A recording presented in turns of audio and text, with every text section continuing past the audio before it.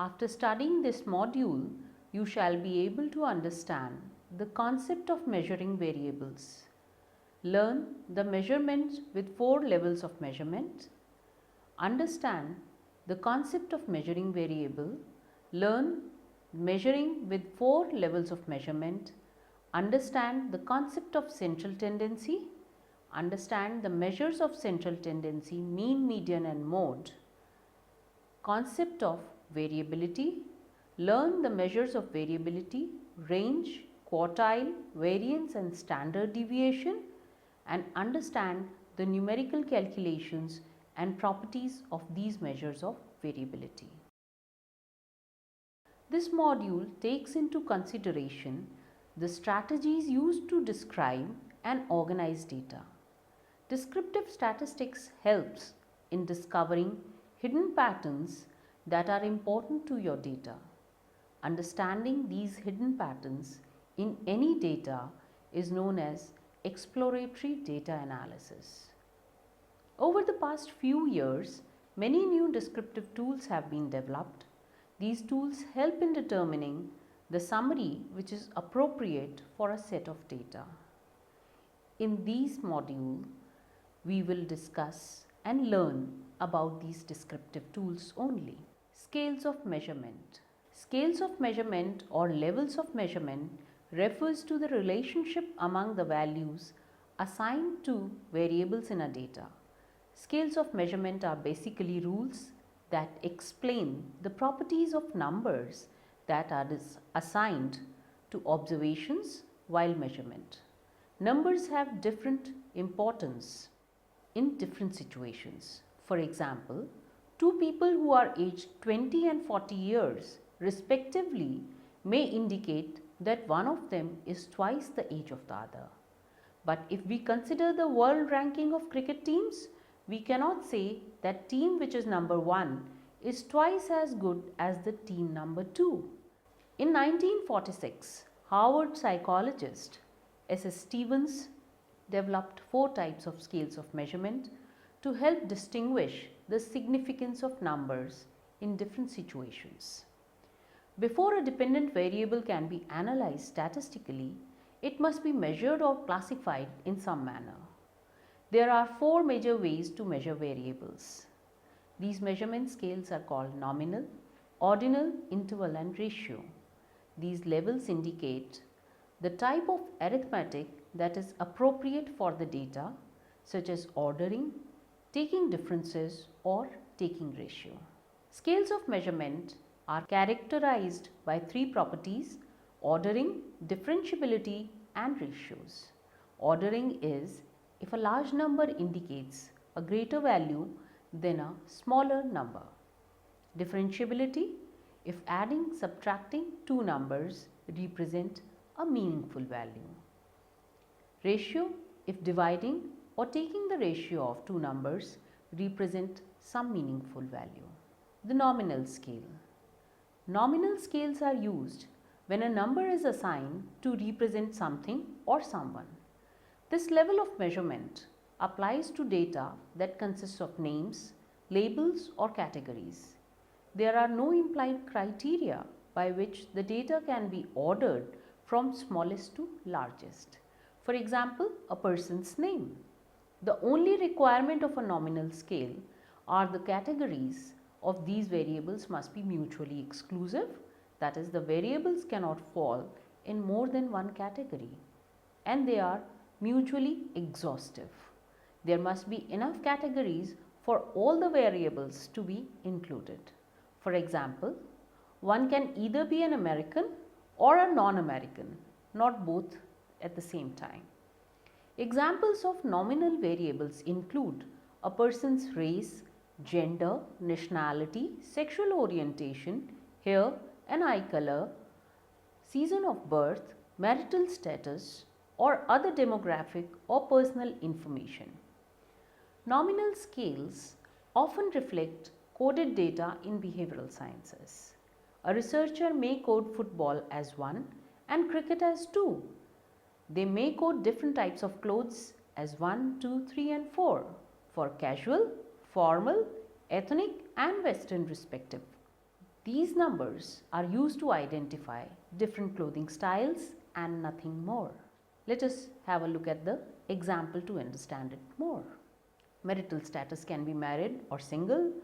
The gender can be male or female. Ordinal scale. The ordinal level of measurement applies to data that can be arranged in order. However, differences between data values either cannot be determined or are meaningless. Ordinal scales have all the properties of a nominal scale, that is, the categories must be mutually exclusive and exhaustive. But in addition, the attributes are ranked in order of magnitude. Hence, this type of scale is used for ranking, rating or grading. A popular example is corporate ranking.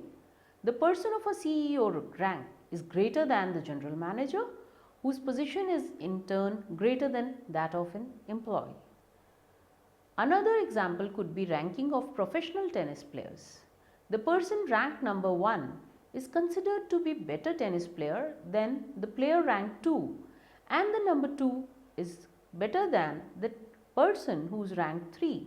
An ordinal scale only indicates which attribute is greater or lesser than the other one. It does not specify how much greater one attribute is from the other one, nor are the distances between the points in an ordinal scale the same. This means that an ordinal scale only conveys order or rank. It does not specify by what magnitude is tennis player number 1 better than tennis player 2. Interval scale. Interval level of measurement applies to the data that can be arranged in order. In addition, differences between data values are meaningful. By definition, interval scales are scales which have no absolute zero and the distances between each value is equal. It has all the properties of an ordinal scale but is better than both nominal and ordinal, as it not only ranks or rates items in an order, it also indicates the distance between any two score points. A very common example of an interval scale is a rating scale, in which the distance between all the points is equal. An interval scale is hence also known as an equal distance scale. For example, if you are asked to rate your satisfaction with the living conditions of your locality on a 5-point rating scale from 1 very dissatisfied to 5 very satisfied, then an interval scale is being used. The limitations of the interval scale is that it does not have an absolute zero. A popular example of a scale having no absolute zero is a Celsius scale or a Fahrenheit scale to measure the temperature. The value of 0 in the Celsius scale is simply an arbitrary one and it does not indicate the absence of temperature or heat. The scale has an application in addition and subtraction to calculate mean, range, variance, standard deviation, correlation and regression. Ratio scale. The ratio level of measurement applies to data that can be arranged in order. In addition, both differences between data values and ratios of data values are meaningful. Data at the ratio level have a true zero. A ratio scale has all the properties of an interval scale and in addition has an absolute zero. An example of this scale is the Kelvin scale, which unlike Celsius and Fahrenheit scales to measure the temperature has an absolute zero, a point at which a substance has no heat. Other common examples of ratio scales include measurement of height, weight, time, etc. Because a true zero is defined, the ratios between scale points become informative. Hence, it is meaningful to say that a 50-meter distance is twice as long as 25-meter distance, and similarly, we can make more inferences about other variables also. The ratio scale is ideal in behavioral research because any mathematical function can be performed on the measured values and it can show all mathematical as well as geographical indicators. Comparison of 4 scales is also done to know about their importance and application in the different fields and parts of research. One can have a look at the table and understand the differences, similarities and the points of differences among the scales. Measures of central tendency. Measures of central tendency describe how the data cluster together around a central point. It is the single value that describes the characteristics of the entire data used for statistical analysis. Such kind of value is called the central tendency or an average. Average is a very commonly used term and we use it daily in our lives. We often discuss about what is the average run of the Indian cricketers, that is how much runs they have scored in each game in their career, or the average height of Asians, etc., etc. Average has a subtle different meaning also in statistics. It may be studied as the particular value which is the most representative value for a population or a group. This type of value has a great significance as it portrays the characteristics of a whole population or group. An average represents the whole of the data. It certainly lays between the two extreme points, that is the largest and the smallest. There are 3 main measures of central tendency: the mean, the median and the mode. The mean. Arithmetic mean is a very common and most popular method used in finding average of any distribution. It is denoted by M or X bar and it is the sum of all the observation in a distribution divided by the number of observations. We can have a look at the example and see how numerically the average or the mean can be calculated. The simplest formula for calculation of mean is X bar is equal to sum of X upon N, right? Where X bar is the arithmetic mean, sigma X is sum of all the observations and N is the number of observations in the group for which we are calculating the mean. The mean of course can be calculated the way we have our data, that is it can be individual observation, it can be a discrete series or it can be a group data in the form of a frequency distribution. In the coming sections, we can have a look at the different ways to calculate the mean. Example 1 talks about the calculation of mean for the individual observations. The continuous series where the data is grouped, then there also the mean can be calculated, and example 2 shows us that. The discrete series, how the mean will be calculated for the discrete series is given in example 3, and similarly properties of mean. Mean is very different from other measures of central tendencies. The mean responses to the definite position of each distribution. Increasing or decreasing the value of a score will always lead to change in sigma x and also changes in the mean of the distribution. The mean can also be called as the balance point of the distribution. There is an algebraic way of stating that mean is the balance point for a distribution because sigma x minus x bar is equal to 0 always.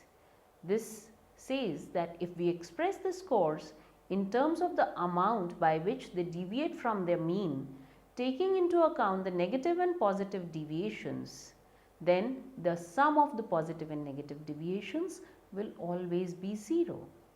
The mean is sensitive towards the presence of scores at the extreme, whether negative or positive, than compared to median or mode. Arithmetic mean is not always a good measure for taking averages, for example, in an asymmetric distribution. The main advantage of the mean is the fact that it takes all the scores into account. This generally makes it a sensitive measure of central tendency, especially if the scores resemble the normal distribution, which is a bell-shaped distribution in which most scores cluster fairly close to the mean. However, the mean can be very misleading if the distribution differs markedly from the normal and there are one or two extreme scores in a particular direction. As the value of mean is dependent upon each and every value of the distribution, the extreme values may distort the value of the mean. Like we can see in this example that one extreme value has affected the class average so much. The median. The median basically refers to the middle value of the given distribution. It is also important that whenever the median is given as a measure of central tendency, one half of the distribution tends to be smaller than the other half of the distribution, tends to be larger than the median. Median is somehow also known as the positional average method. For instance, expenditure of 5 people is like this. There the median is 6,000 and it lies in the middle or the third term of the distribution. The median in odd distribution can be found by generally looking at the distribution itself. But while calculating the median in an even distribution, there is no such median or the middle term of the distribution. For example, if there are 12 items in a distribution, the median value is 6.5. So we take the average of the 6th and the 7th item and call it as the median. Of course, before the calculation of median, we have to arrange the items in an increasing or decreasing order for individual observation and then calculate the median for the ungrouped data as shown in example 4.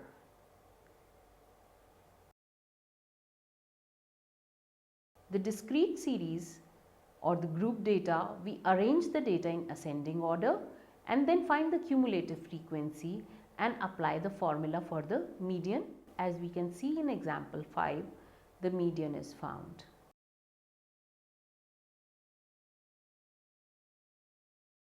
Similarly, for the continuous series, some steps have to be taken care while finding the median in continuous series, like application of the formula n/2 and then to find the exact median by application of the formula, which is given as median is equal to L plus n/2 minus cumulative frequency upon the frequency into the class width, where L of course is the lower limit of the median class.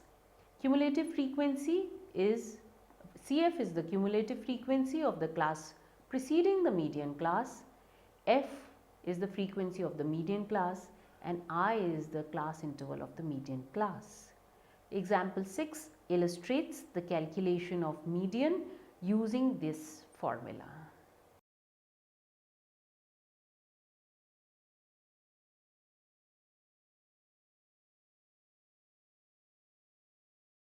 Example 7 also gives an illustration of calculation of median when the class intervals are unequal.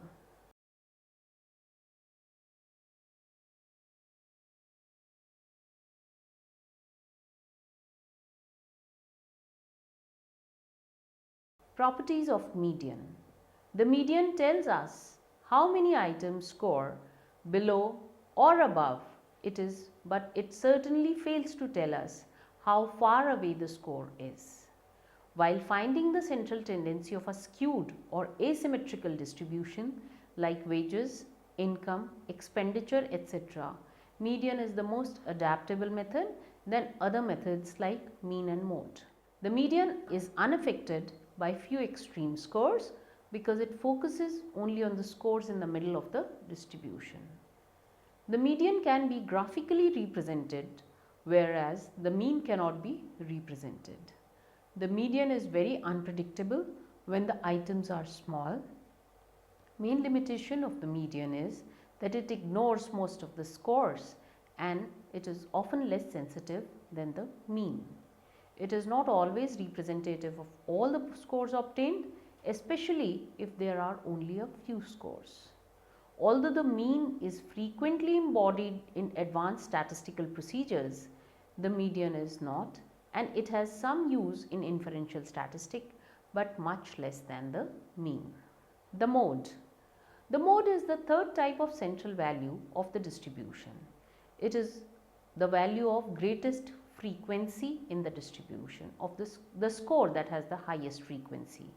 Basically, mode is often said to be that value of the distribution which occurs most frequently.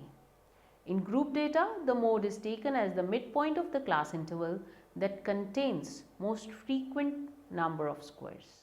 The diagram presents the meaning of mode. The value of the variable where the curve reaches the maximum is the mode. How to calculate the mode for individual observation? We can have a look at example 8. The score that occurs maximum number of times is the mode value.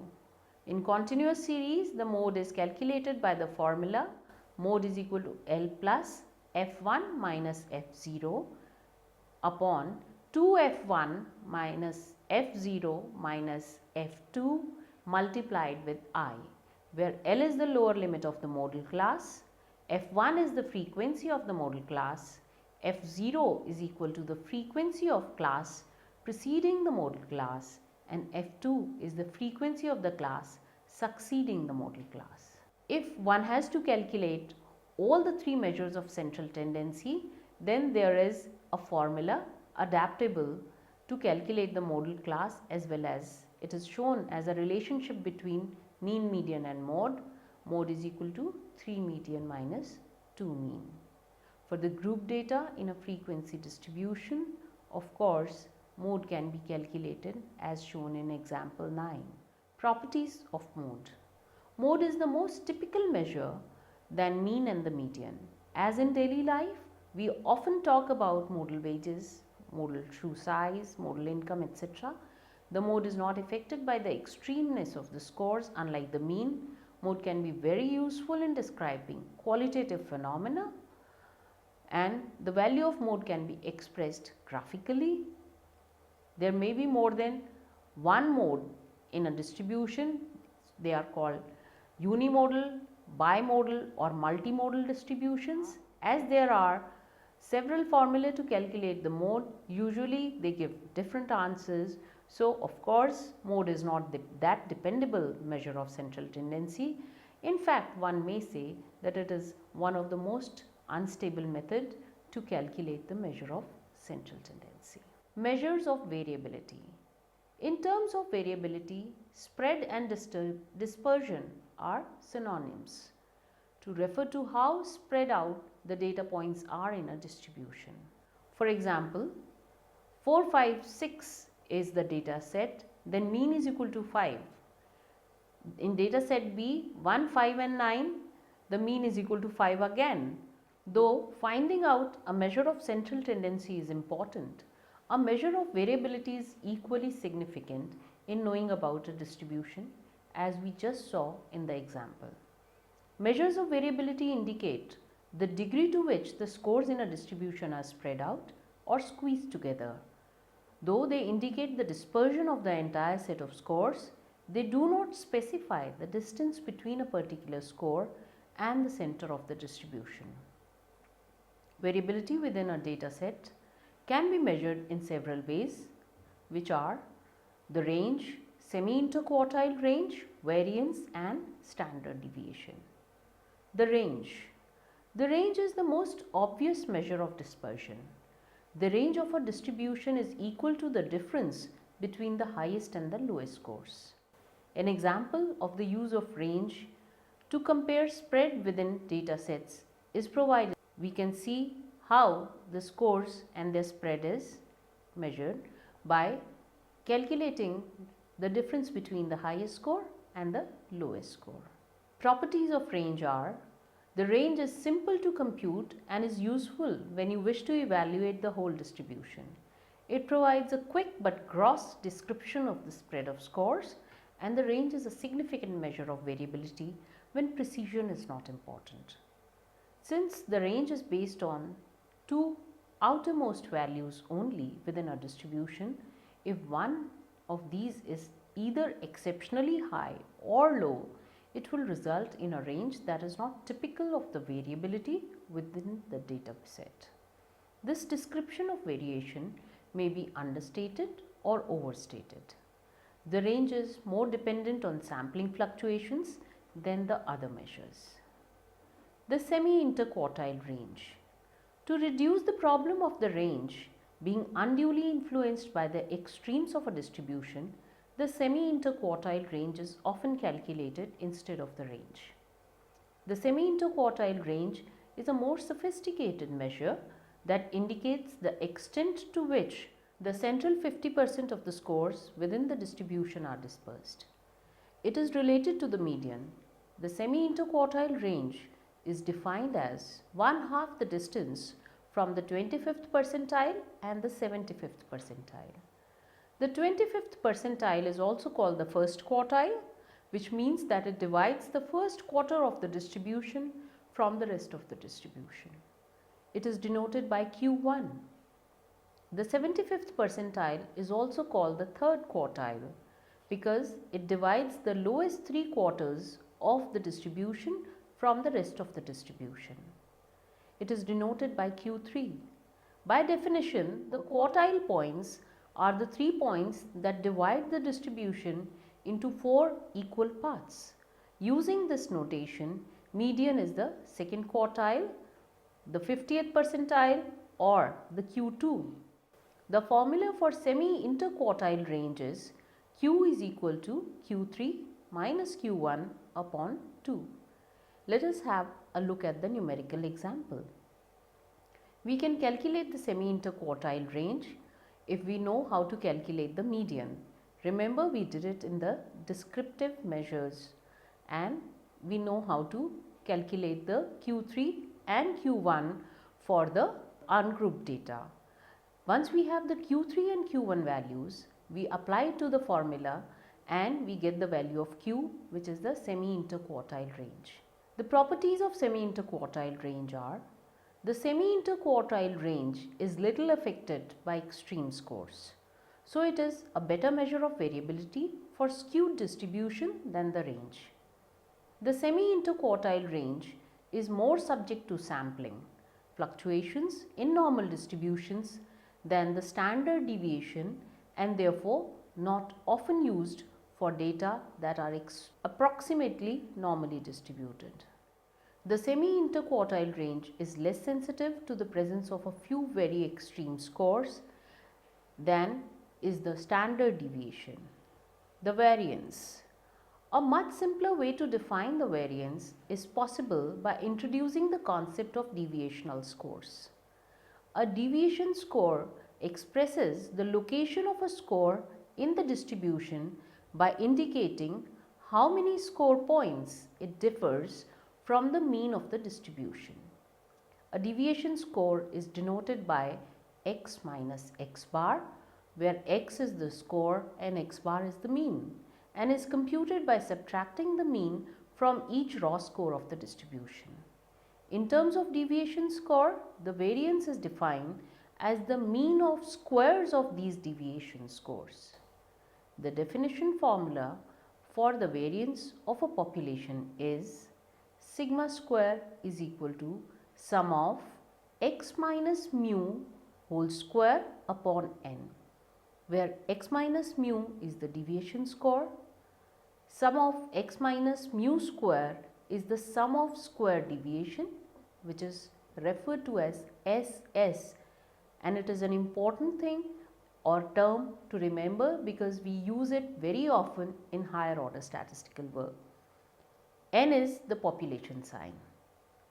The definition formula for variance of a sample is small s x square is equal to sigma x minus x bar whole square upon small n minus 1. Note that we have divided the sample sum of square deviation by n minus 1 in the formula for calculating the variance of a sample. This is preferred by some statisticians because it tends to give an unbiased estimate of the population variance. Cormack and Mental, 1990. However, dividing the sample sum of square by just small n is also not considered wrong. Let us have a look at example for the calculation of variance. The 3 columns are x, x minus x bar and x minus x bar whole square. And on application of the formula for variance, we can arrive at the variance score of 6.8. The computational formula for variance of a population is sigma square is equal to sum of x square minus sum of x whole square upon n and the whole term divided by n again. The computational formula for variance of a sample has the minor change that the denominator is n minus 1 here.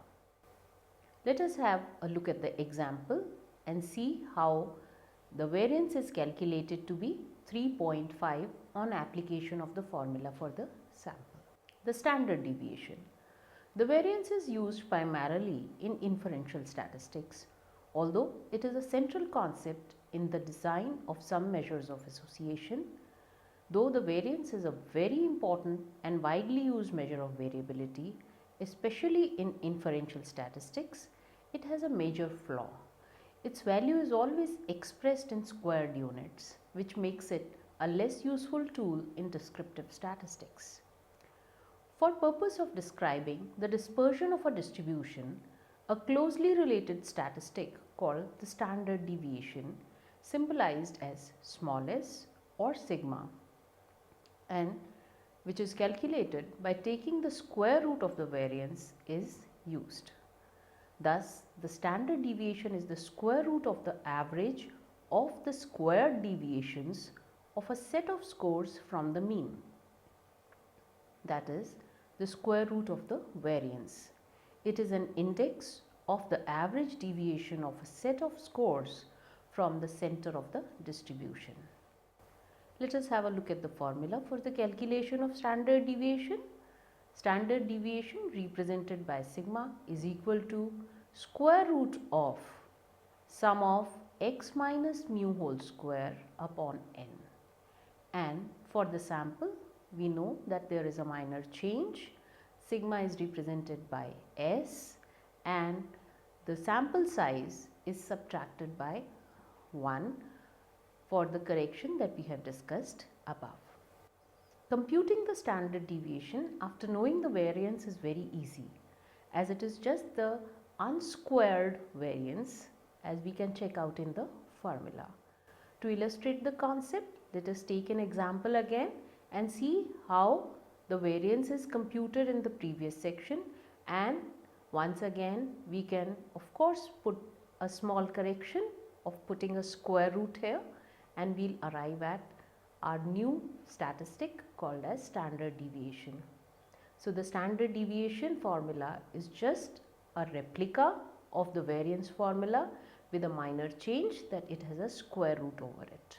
An example would illustrate how the standard deviation is calculated, and we find that the standard deviation of the example given here in the table turns out to be 2.16.